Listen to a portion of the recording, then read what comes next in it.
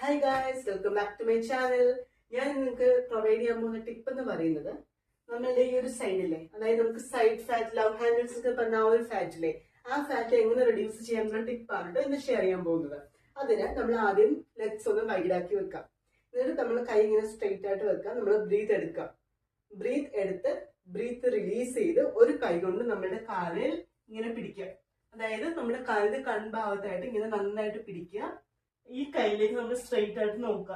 കുറച്ചു നേരം ഹോൾഡ് ചെയ്യുക. ഹോൾഡ് ചെയ്തതിന് ശേഷം വീണ്ടും നമ്മൾ ബ്രീത്ത് എടുത്ത് സ്ട്രെയിറ്റ് ആയിട്ട് വരിക. എന്നിട്ട് ബ്രീത്ത് റിലീസ് ചെയ്ത് ഇതുപോലെ തന്നെ പോവാം.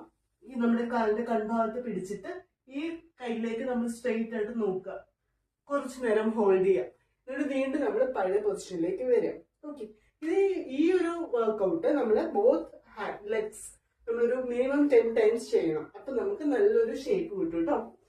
ഇവിടുത്തെ ഫാറ്റൊക്കെ നല്ല രീതിയിൽ റെഡ്യൂസ് ആവും. നമുക്ക് നല്ലൊരു ഷേപ്പ് നമുക്ക് കിട്ടും.